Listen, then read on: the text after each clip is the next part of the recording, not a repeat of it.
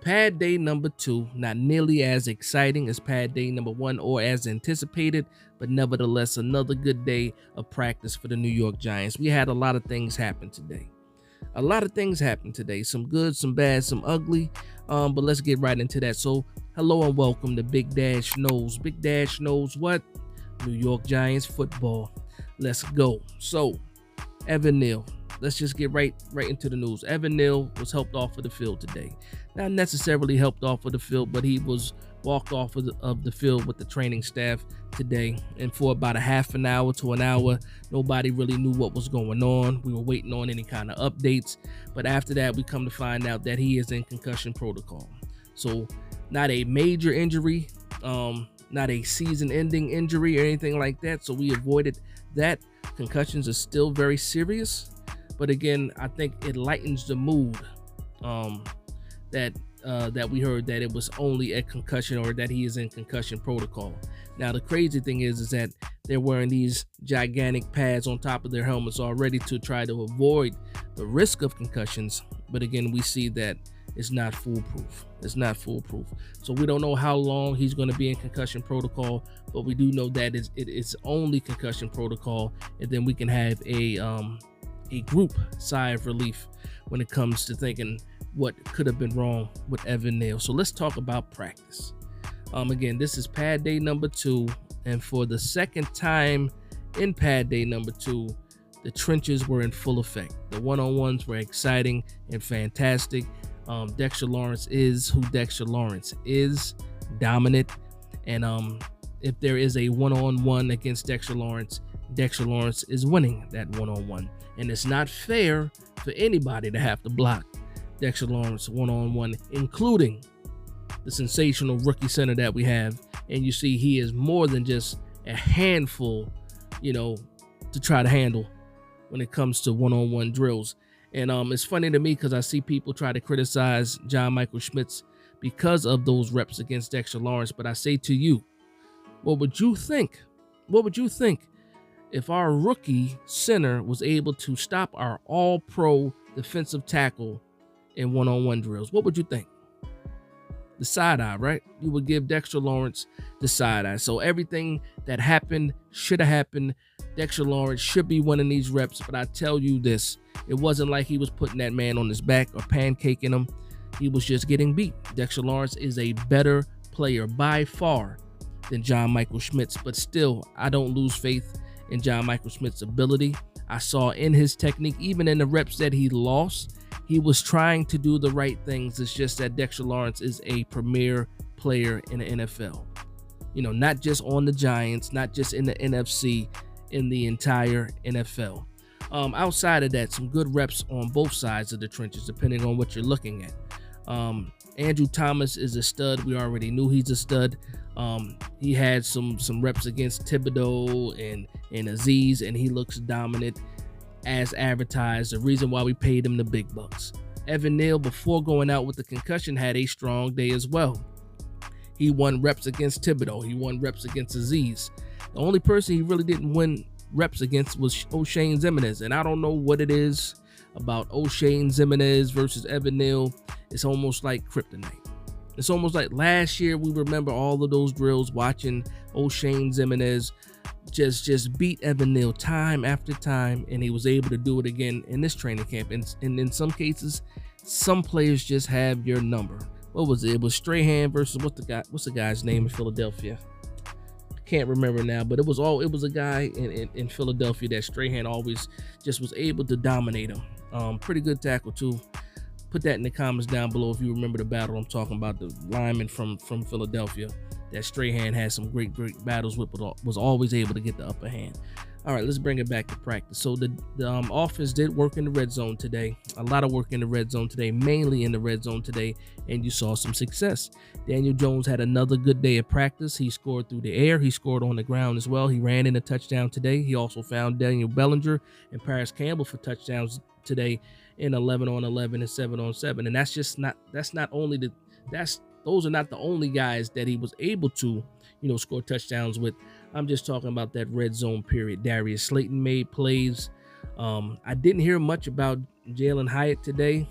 We might be in a Jalen Hyatt overdose right now with the information and what he's been able to do in training camp. So a couple of days not hearing Jalen Hyatt's name could be all right. It could be all right. Isaiah Hodgins had a good day today. Daniel Bellinger, like I said, had a good day today, and also Darren Waller was involved, in today's practice as well, kicking off 7-on-7s and 11-on-11 with some good catches. Second team also did good today. Colin Johnson had a solid practice today, working with the tools, working with Tyrod Taylor. He was able to score. David Sills, we already know how David Sills is in the preseason and during training camp. The man looks like an all-pro when it comes to training camp, and he's doing the same thing this year. But the only thing I know is nobody's fooled. Nobody is fooled by David Sills, no matter what he does in practice, and that sucks. Just hearing myself say that's bad to say, but I don't care. I don't care. Sorry, David Sills. I'm sorry. You already know what it is. You know what it is. This wide receiver room is too deep for you to be a part of it. Maybe the practice squad, I take it back. Sorry. Rewind that. Act like you didn't hear it. Let's move on to the other portions of practice. Shout out to Dayuno at the practice today, part of the Big Blue Knockout. He was giving us a play-by-play in practice, especially when it came to special teams. They still want to play around and put a Dory Jackson back there, but also they had Pimpleton back there and they had Eric Gray back there. Now, here's the thing. I absolutely believe that punt return, kick return is Eric Gray's job to lose. It doesn't make sense to me to put anybody else back there. Maybe once Wan'Dale Robinson is healthy, you put him back there. But the whole idea of punt return and kick return is putting a guy back there that first can secure the ball and second has some wiggle. Now, we already know Eric Gray is not the fastest as far as long speed, but he can make some people miss, and he can get upfield. We know he can get upfield. He'll just get caught from behind every time. But I think that he is the number one option for both punt return and kick return. So speaking of special teams, outside of Graham Gano, we've had the same special teams coordinator since Pat Shermer. McGee, however you pronounce his last name, has been here for a while. And as long as he's been here, I can't say that the special teams has been special. Gano was special. He's very, very solid. But the punter, Casey Crater, the long snapper, is solid. But our return game, our kick coverage, it's not like it's been super solid or fantastic, anything like that. So I think this is going to be a big year for the special teams coordinator. If he can get the right people back there, have some splash plays on special teams, I think that'll help. Now, last year, Dane Belton was on special teams. He was able to cause a fumble on kickoff and things like that. Those are solid plays, but the consistency is not there, especially for a guy that's been here for his third regime now. So obviously you need the players in order to have an impact on special teams. I think now he has better options on that special team. So we'll see, and I hope that special teams is better, going into this season, throughout the season.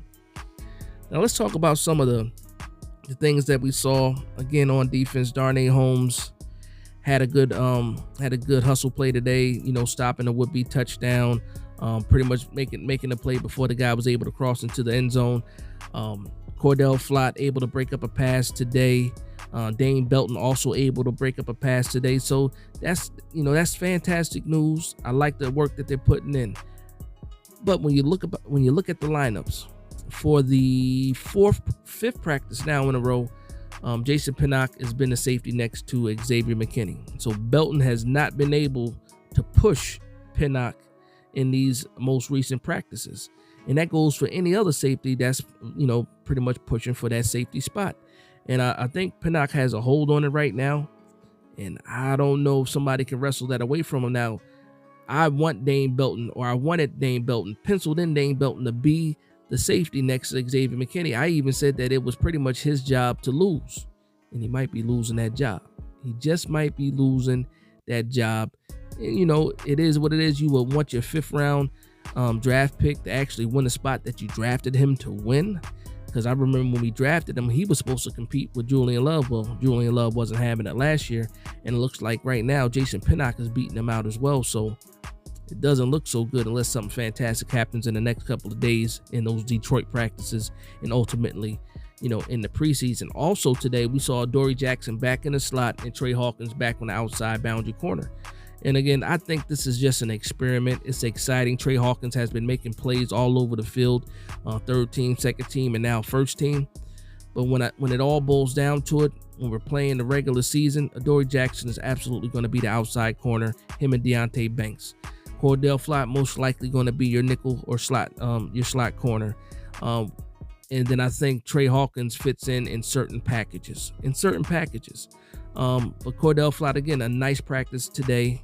A couple of pass breakups from him, and another solid appearance. Again, we forget how young Cordell Flott is. And here's another thing too. People told me that Cordell Flott, gained some muscle, toned up, rocked up, whatever you want to call it. I don't see it.